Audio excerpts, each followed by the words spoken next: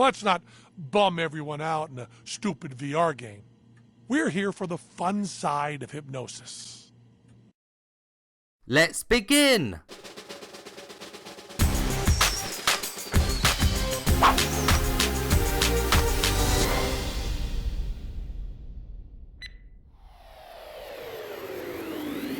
This is a game that allows you to prank your friends in VR. The person who is being pranked is the one that wears the VR headset, and the non-VR player sometimes uses a Move controller or the DualShock controller so that they can participate in the game that the VR player is virtually in. So that the non-VR player knows how far the VR player is in the prank, they watch the gameplay that is on the TV. Not only can they see footage, but messages often pop up telling the non-VR player what to do. One of the first pranks revolves around a very famous magic trick, which involves catching a bullet in your mouth. The VR player is inside Teller's mouth, and it's quite surreal, especially with Teller's tongue moving every so often. The non-VR player holds a gun and must shoot the VR player a few times. The VR player must grab the bullet with their teeth as it comes towards them. If they don't time it just right, Teller's teeth will start to break, which is a nice little detail in an odd sort of way. After a few attempts at bullet catching, the non-VR player receives a shotgun, and this is where the prank part takes place. When the shotgun fires, the non-VR player makes the VR player physically jump in the real world. It's quite an elaborate setup for a jump scare, which many have likely done to others in VR before. A rock paper scissors game starts off with both the VR player and non-VR player playing a real game of rock paper scissors. After a few fair games, control over what the non-VR player chooses is taken away,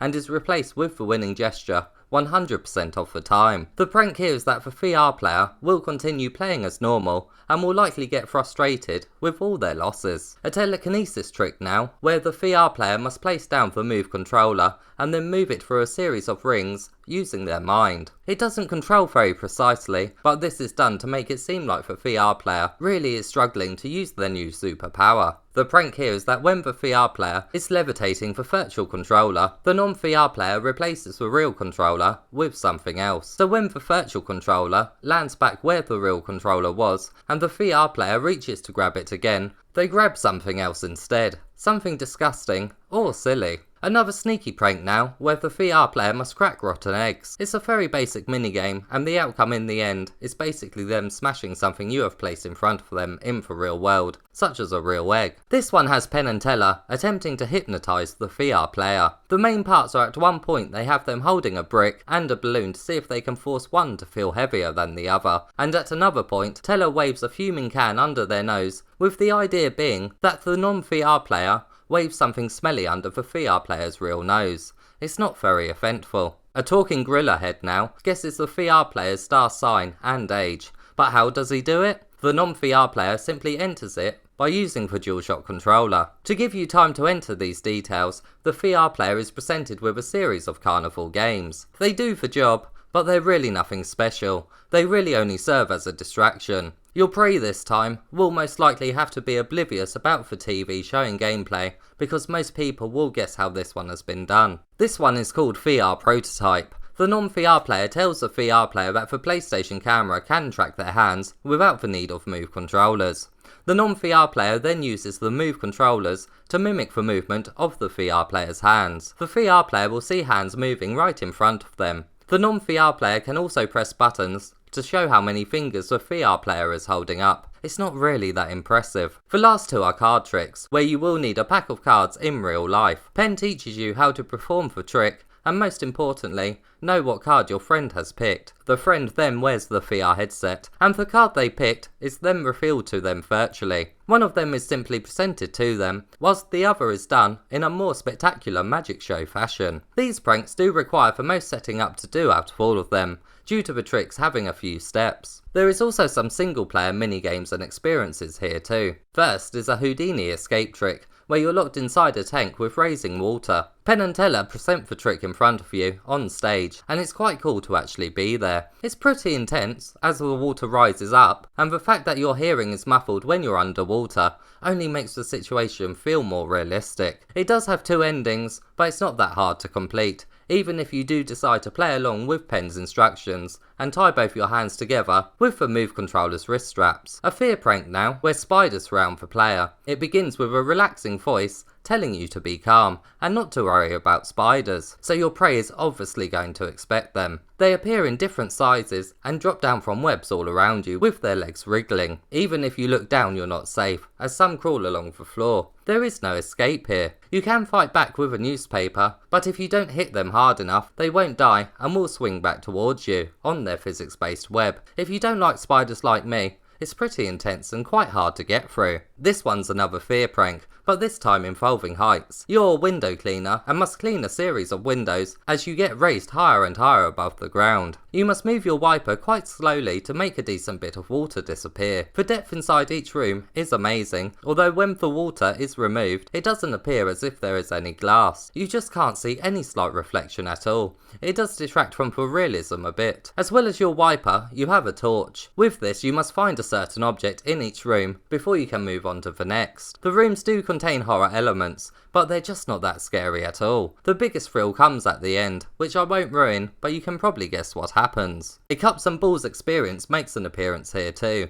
I say experience because you don't actively take part in this one. Penn and Teller are on stage and perform their plastic cups and balls trick. It's pretty cool to see in VR, but considering these are computer characters, the magic of viewing quick reflexes is lost here. It's over pretty quickly, and unless you want to learn the routine, I doubt many would return to it. Another experience now, where you simply read a book on an iPad, whilst being Penn. Even if you do decide to read all of it, just know that you don't have control over when Penn turns a page, so depending on how quickly your reading skills are, you could potentially be waiting for a few seconds, or not even finish the page quick enough. This experience is a funny little joke, but surely it would have been better to spend the time on making another actual minigame where most players would participate. All of these pranks can be played in any order you want, thanks to the inclusion of the playlist system. Once you have picked your favourite ones, it then returns you back to the main menu and displays the option to start the show, so that you can pass the headset over to one of your unsuspecting friends. You must obviously watch and learn how each prank works before performing it on friends. It can actually be quite a lengthy process to get through every single one, but luckily there is some brilliant comedy in these parts thanks to Penn's dialogue, and the same energy that he brings to his TV shows is found here. Teller also does just as good a job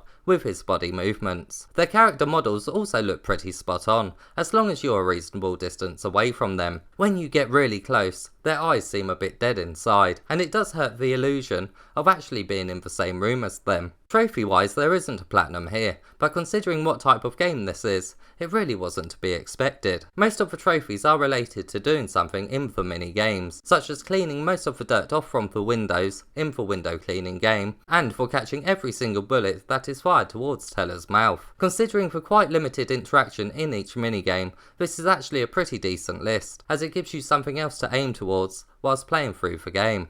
The real issue here is that after only one or two pranks, the person you're pranking is obviously going to realise something is up, and you will start to expect a surprise each time. Each prank is quite varied though, so even when they become in on the joke, there is still a bit of fun for them to be had when trying to spot when the prank starts, especially when you mix the pranks and experiences into one show. The price of the game isn't too bad for the amount of activities here, but when you take into consideration how simple many of them are and how many are actually worth doing over and over again, you start to wish it was more of a case of quality over quantity. Overall, it's not a great game, but if you're a massive Penn and Teller fan, you will get a little bit of enjoyment from seeing them in a virtual world, and will enjoy the same energy and humour that they bring here. But as a whole, it's not really a show worth seeing.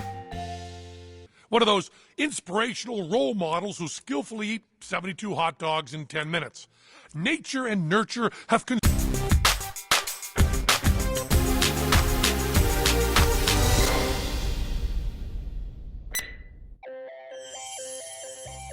This really does feel like a Penn and Teller video game, and VR was the best choice for this crossover, but the actual games and payoffs here are a bit cheesy. As always, if you found this review helpful, please give it a thumbs up and subscribe for more PSVR content.